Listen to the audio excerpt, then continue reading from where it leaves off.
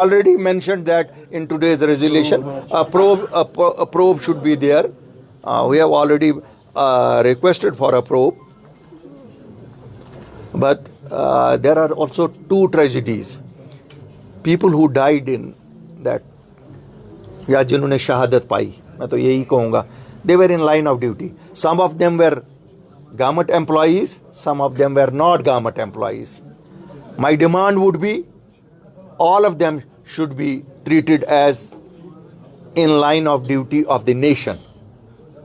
And whether somebody was a tailor or somebody was a cameraman, they should be also treated as on duty in the duty of nation and compensated accordingly.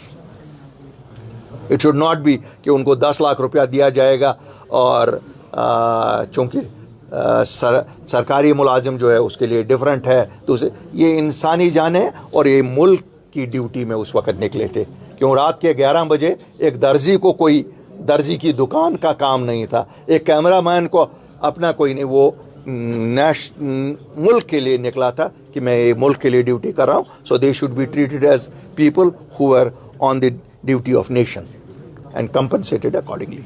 Sir सारी political parties वहाँ पर गई, party अपनी party 5 minute के बाद वहाँ पहुँची. यही तो मैं ये है कि अब फोटो ऑप्स की बहुत, और बिल्कुल आज सुबह तक हमारे वाइस चेयरमैन साहब जो हैं वो डीडीसी डिस्ट्रिक्ट डेवलपमेंट काउंसिल के जो हैं वो 5 मिनट हादसे के बाद से बराबर आज सुबह तक, जब से वो आज मीटिंग में आए यहाँ, हमारे जो बड़गाम के अभी कैंडिडेट थे वो सोईबुग में पहुँचे. हमारे जो डिस्ट्रिक्ट प्रेसिडेंट्स कुपवारा के थे, डिस्ट्रिक्ट प्रेसिडेंट बारामूला के थे, वो द्रगमुला पहुँचे. हमारे जो चीफ कोऑर्डिनेटर हैं और एडिशनल जनरल वो कोलगाम पहुँचे. अब मैंने कहा ना, 2 चीज़ें होती हैं, या अपनी तस्वीरें खिंचवाओ या ताज़ियत करो. तो वी प्रेफर कि सोग में शामिल हो जाएं, सोग उनके दुख में शामिल हो जाएं. जी बुखारी साहब, अभी आपने बात की वाइट कॉलर टेररिज्म, इससे पहले कश्मीरी के ऊपर जो रिलीजियस के नाम पे ये दबा था, अब इसमें जो है वो भी वाइट कॉलर से जिस तरह वो लड़ी थी, तो क्या आपको लगता है कि सेंट्रल गवर्नमेंट को थोड़ा सा अपने उस पॉलिसी में टिल्ट लाना चाहिए ताकि हमारा एजुकेटेड यूथ फिर से उस दहाने पे न जाए जहाँ से बड़ी मुश्किल से वापस आए? जब हम डायलॉग की बात करते हैं लोगों के साथ, हम तो इसीलिए करते हैं. हम तो नहीं कहते हैं सियासी पार्टियों से डायलॉग करो, हम तो कहते हैं लोगों से डायलॉग करो और उनका ग्राउंड एड्रेस करो. गवर्नमेंट ऑफ इंडिया के लिए लम्हा फिक्रिया है, जितना आपके लिए और मेरे लिए है इतना उनके लिए भी होना चाहिए कि ये जो वाइट कॉलर है ये तो 500, इसको तो आप नहीं कह सकते ना ये 500 रुपये देकर किसी ने इससे ये काम कराया. ये तो 5 लाख रुपया तनख्वाह ले रहा था, ये क्यों मजबूर हो गया जान देने पे? ज़रा देखो ना. Let everything be where we say they should not be spared, there we also say that let us also go into the circumstances how it is happening. Home has to introspect.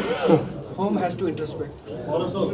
मतलब मुहासबा किनको करना चाहिए इस चीज़? Government of India को.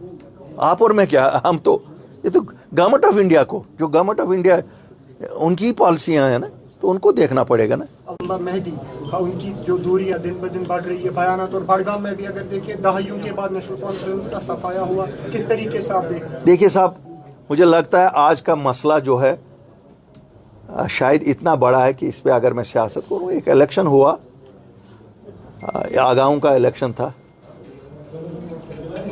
3 आगा लड़ रहे थे, तो ये 2 और आगा मदद के लिए आए. जिसको 3 आगाओं ने मदद की वो जीता, वो हारा. मैं तो मानता हूँ ये किसी पॉलिटिकल पार्टी की ना हार है और ना किसी पॉलिटिकल पार्टी की जीत है. ऑफ कोर्स गुस्सा रूलिंग पार्टी के खिलाफ गुस्सा है, ये तो उनकी एरोगेंस के खिलाफ गुस्सा है, लेकिन वहाँ ये आगाओं की लड़ाई थी. ये लड़ाई अगर आप और मैं ये सोचें कि ये कोई पार्टी जीती है, यहाँ 2014 के इलेक्शन में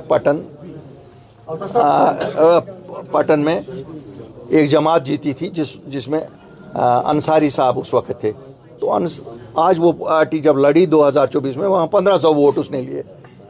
तो इसलिए वो ये एक फिरके के वोट हैं जो इन रिलीजियस लीडर्स को मिलते ही मिलते हैं।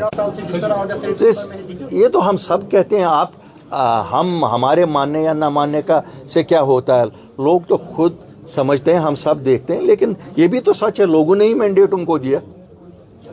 तो ये तो बात, जहाँ तक सच्चाई की बात है, लोगों ने दिया, वो फेल हो गए क्योंकि इन सियासी जमातों ने झूठ के पलंदे पे वोट लिए। इमोशंस पे आप वोट ले सकते हो, लेकिन इमोशंस पे आप डिलीवर नहीं ना कर सकते हो। Thank you.